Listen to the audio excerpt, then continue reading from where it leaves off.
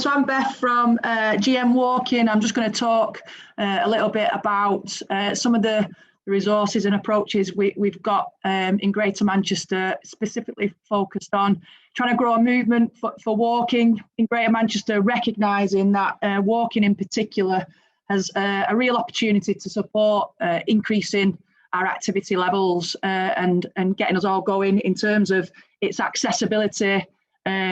That most of us can walk, it's free, we can do it from our doorstep. All those things make it a real kind of important thing to focus on, and also recognise that in terms of infrastructure, we do focus sometimes on cycling. Absolutely is right to do, but it's less tangible to kind of think about what are the things that we need in order to support walking, because it's such an everyday thing. We're all doing it.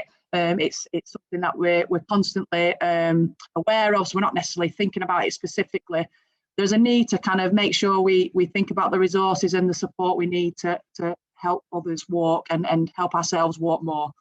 So in Greater Manchester, we've got an ambition around creating a kind of walking city region, and we're wanting to grow a social movement for walking. So all those things you can see kind of on this flower, if you like, are things that we've been developing and working with partners across Greater Manchester to develop. So I'm just going to talk a little bit about those things now.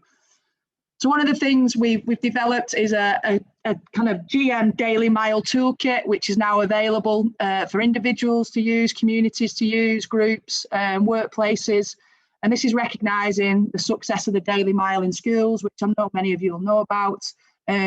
It's a really simple idea to try and walk a mile a day. Can really help you on that kind of road to doing more walking. So there's lots of inspiration, ideas, activity sheets, all that kind of stuff now available, and it's something that we're working with partners to support others to access. The other thing that is available as well is this kind of approach to supporting people to become walking champions. So what are the things that you can do as an individual to help inspire others to walk more? So recognising that people might need some confidence and skills and ideas around resources to support others to walk more. So we've developed workshops and again, resources to help people do that. So there's lots of downloadable tips and guidance for people to kind of, I suppose, capture their own enthusiasm and motivation around walking and help others to feel the same. We've developed a big network of different organisations, individuals called the Greater Manchester Walking Voice. So this kind of diagram in the middle hopes to demonstrate kind of our growing network of really diverse groups and organisations. And the idea of the Greater Manchester Walking Voice is to give walking that voice that we feel it needs. So how can people connect to share good practice, guidance, insight around and evidence around walking, and share that with people who have got that interest in walking. So we've got a real big network now that is ever growing. We share newsletters, we share events, we share training opportunities, we share opportunities to influence policy. So we encourage people to join the Walking Voice if that's something you'd be keen to get involved with, and I'll share details in a little bit about how you can do that. One of the other things we've been doing as well is trying to empower kind of voluntary and community groups to walk more and support others to walk more in their communities. So we've developed the GM Walking Grants. We've allocated 89 small and medium grants now, and also 5 larger grants.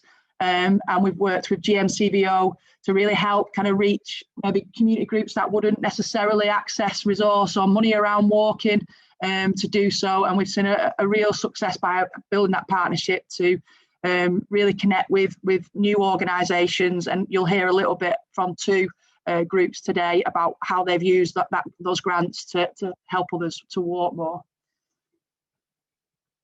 We're also keen to kind of pilot and explore how the digital world can help us support people to walk more.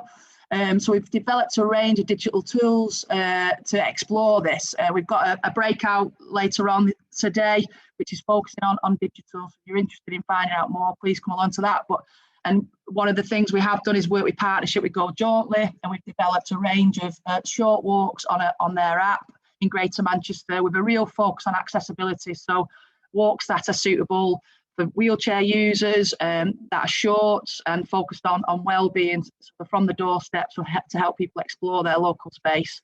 So that's something that launched back in December, and back in autumn, and we're really excited about the way that that's going and seeing a real good use of that.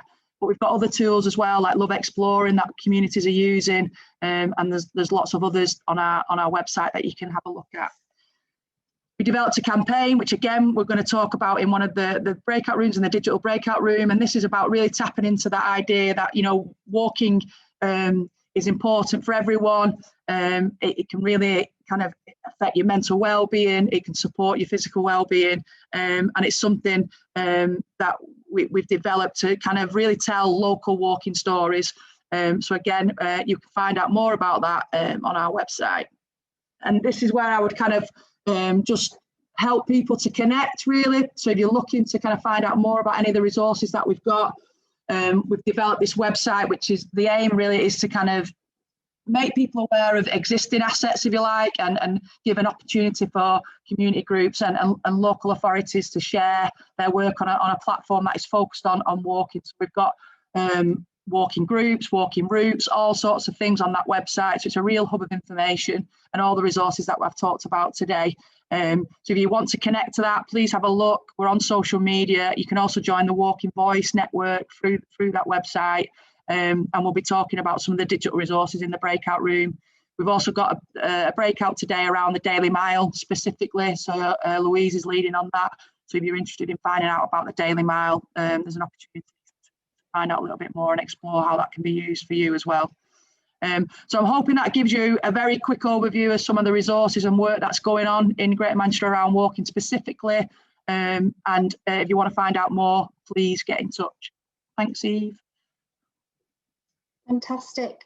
Thanks, Beth. So we're going to look at now bringing this to life with a few stories from people. So absolutely, names and stories are just as important. So I'm going to go to Dion from Wigan and Leigh Carers. Oh, hi. Morning, everyone.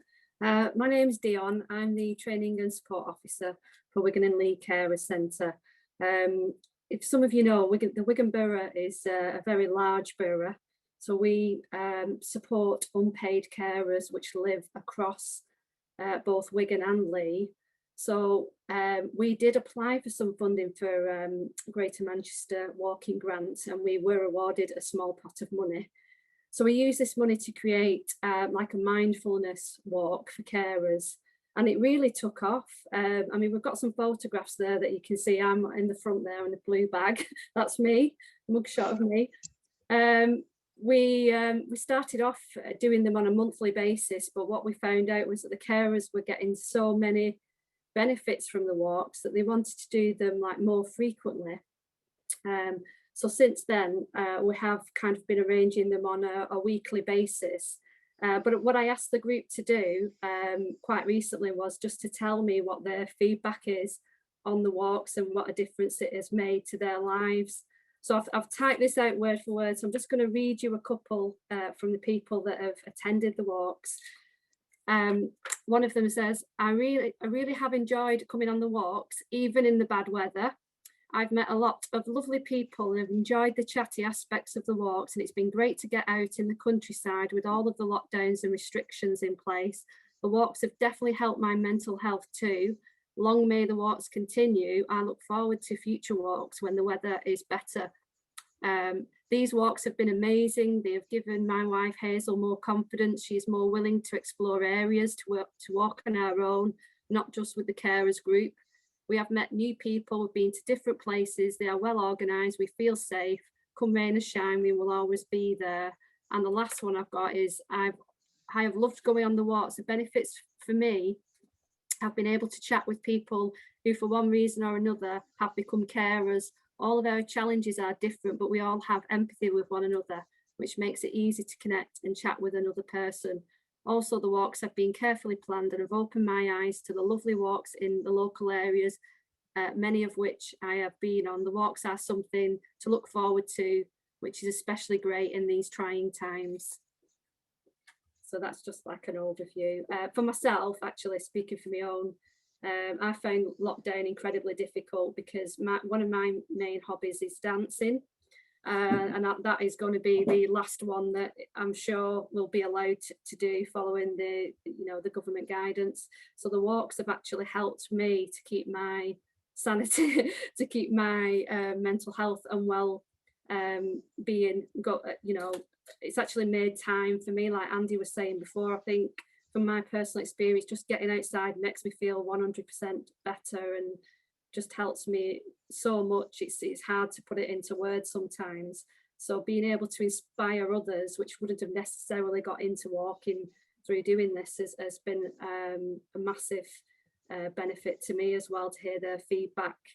Sometimes you don't always get the chance to get them, one-to-one and speak to them about how it's affecting their life. But once I read these, what I've just read you now, I was kind of like, wow, this is like really incredible stuff. Not only are they getting to know the local area, but they're getting so many social benefits and health benefits. It's brilliant. So thank you, Diane. Thank you so much. Thank you. Fantastic stories. So I'm going to move now to Lucy from the Federation of Jewish Services, who's going to share one of her stories.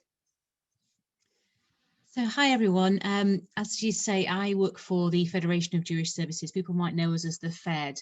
We're quite a largish organisation that provides a range of different social care services to the Jewish and local community. Under normal circumstances, like pre-COVID, we run about 3 or 4 different drop-in groups per week in our community centre in Prestwich. And we run 2 groups for people who have mental health issues. So that's people who are living with anxiety, depression, maybe OCD, people who have issues with hoarding, for example. And obviously with the restrictions, we had to close our centre in, I think we closed it in early March last year. So, and the calls to our helpline really went through the roof. People were very anxious, very worried about how am I going to get my food, how am I going to get out of the house, that kind of stuff. So in August, we piloted a walk and talk group. And as you can see from the photographs, we did it in line with COVID restrictions. So I think from memory, we had 6 people on each walk, and we had a member of staff who organised the walks, and we also had a volunteer who went along. And both the member of staff and the volunteer were known to people who attend our mental health groups. So without wanting to make things sound negative, without that staff input, I don't think the people who came along to the walks would have actually come out of the house. People were quite anxious about not only their mental health issues they'd had pre-COVID, but also the whole restrictions thing, would it be safe and stuff. So the fact that we had staff, we were able to secure a grant from GM Walking, which really made all the difference for us. Because I think without that, we wouldn't have had the staff organising the walks on a weekly basis. We did 2 walks a week on a Wednesday. We did one in the morning and one in the afternoon, and they were both full. Every walk was full. Even when it was raining, people actually wanted to come and have a walk. And similarly to the previous speaker, the comments we had when we did the evaluation for the walk, and we did them mainly around Heaton Park, it really lifted people's spirits. It was a small break in the week, if you like, for people to actually do something that wasn't around their illness or their how can I explain it? But what the comments we got from people were, it was the highlight of their week. It was the chance to see a friendly face. It actually got people out of the house. Several people described it as a real lifeline for them, and without the organised, structured support we could offer, people told us they just wouldn't have done it. They wouldn't have gone on their own and gone for a walk around the park. They probably wouldn't have gone with a friend for a walk around the park, but because somebody was ringing them and saying, on Wednesday we're gonna meet you, and it's up the road from your house, do you want to come and have a walk with us, people were really keen to do it. So we were really happy to run the groups, and we're looking to continue the groups as well. We've had people asking if we're going to be continuing with the group. It's on hold at the moment, but we're really wanting to do that again. Yeah, that's it. Thank you. Fantastic, thank you very much. So I'm sure you're getting a good sense of just some of the many things that are going on, and there's much more.